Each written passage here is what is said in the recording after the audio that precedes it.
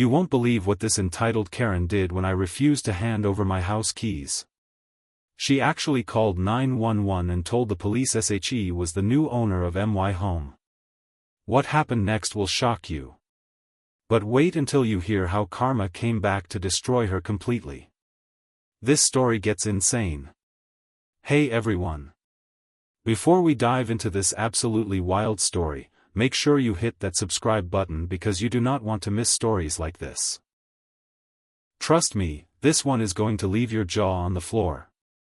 So this happened to me just last month, and I'm still processing the absolute audacity of what went down. My name is Sarah, I'm 34 years old, and I've been living in my beautiful 3-bedroom house in a quiet suburban neighborhood for the past 6 years. I bought this place with my own money, worked my tail off to pay the mortgage, and it's my pride and joy. Now, I need to give you some context here. About 3 months ago, my next-door neighbor, sweet old Mrs. Patterson, moved into a nursing home. Her daughter was handling the sale of the property, and that's when SHE appeared. Let's call her Karen, because honestly, that's exactly what she was. Karen bought Mrs. Patterson's house, and from day one, I knew we were going to have problems. This woman was in her late 40s, bleached blonde hair, always wearing oversized sunglasses even indoors, and she had that entitled smirk that just screamed, "I want to speak to the manager." The red flags started immediately. During her first week moving in, she came over and knocked on my door. I opened it with a smile, expecting a friendly, "Hello, I'm your new neighbor," kind of interaction. Wrong. She looked me up and down and said, "You need to trim your hedges. They're blocking the view from my property." I was stunned.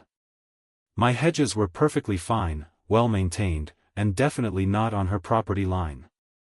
I politely explained this to her, but she just rolled her eyes and walked away. That was strike one. Strike two came a week later when she started parking her car partially in my driveway. When I asked her to move it, she claimed the property line was unclear and that she'd have it surveyed. Spoiler alert. She never did, because she knew she was wrong. But strike three? Oh, strike three was the beginning of this nightmare.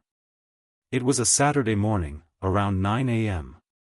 I was in my kitchen making coffee when I heard aggressive knocking on my front door. Not a polite knock, but that pounding that immediately puts you on edge. I opened the door, and there was Karen, dressed in yoga pants and a tank top, holding her phone in one hand and pointing at me with the other. "We need to talk," she said, pushing past me into my house without invitation. "Excuse me?"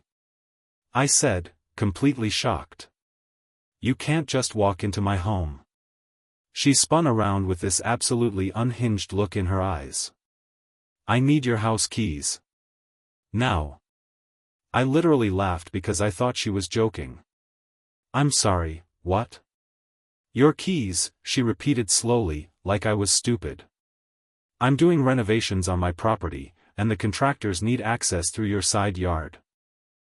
It'll be easier if they can just let themselves in through your house." Let me repeat that for the people in the back. This woman wanted my house keys so her contractors could walk through my house to access her backyard. "Absolutely not," I said firmly. "That's not happening. They can access your property through your own yard." Her face turned red, and I mean bright red. "You're being completely unreasonable. This is a neighborhood, we're supposed to help each other."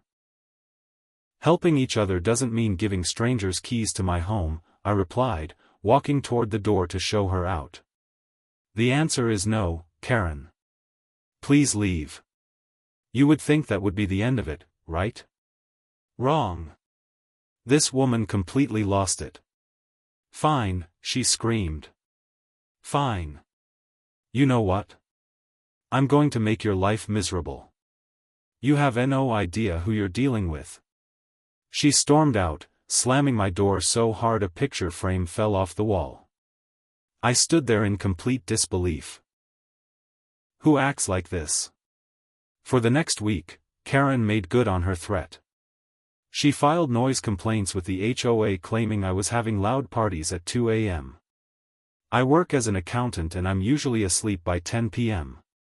She called code enforcement saying I had illegal structures in my backyard. It was a garden shed that was there when I bought the house, completely legal and permitted. Every single complaint was investigated and dismissed, but it was exhausting. I documented everything, took photos, saved every email. I had a feeling this wasn't over. And boy, was I right. The following Saturday, I was working in my home office when I heard sirens. Not just one police car, but 2 police cars pulling up in front of my house. My heart started racing. What was happening? I ran to the front door and opened it to see 2 police officers walking up my driveway, and behind them, looking absolutely smug, was Karen. "Are you Sarah Mitchell?" One of the officers asked, his hand resting on his belt. "Yes, that's me." "What's going on?" I asked, my voice shaking. The other officer gestured to Karen. "Ma'am, this woman called 911 claiming she's the new owner of this property and that you're refusing to vacate and hand over the keys." My mouth literally dropped open. I couldn't even form words for a few seconds. "She did what?" I finally managed to say.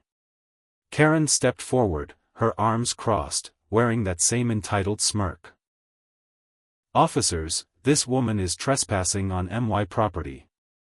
I purchased this home 3 weeks ago, and she refuses to leave or give me the keys. I have the paperwork."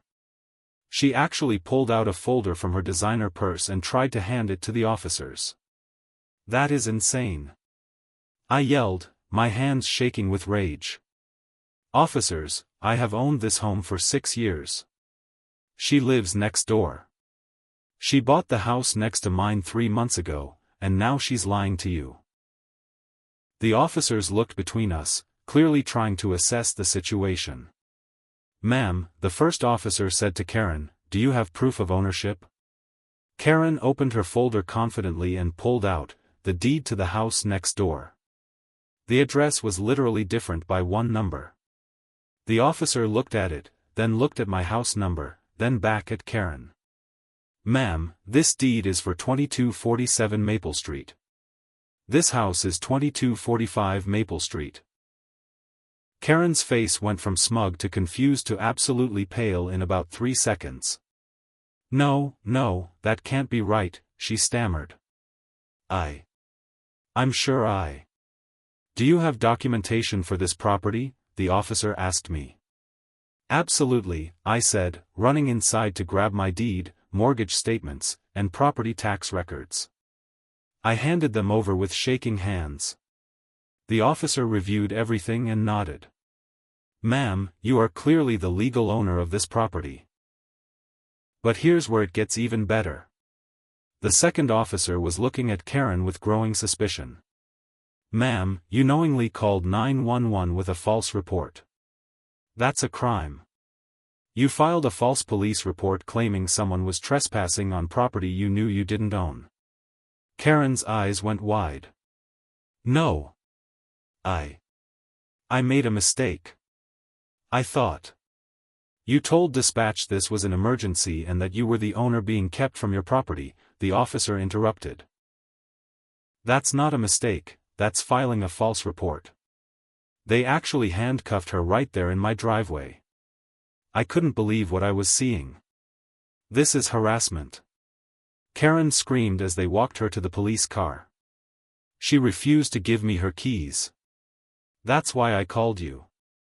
"So you admit you knew this wasn't your property?" the first officer said. Karen went silent, realizing she'd just admitted to everything. As they put her in the back of the police car, the officer turned to me.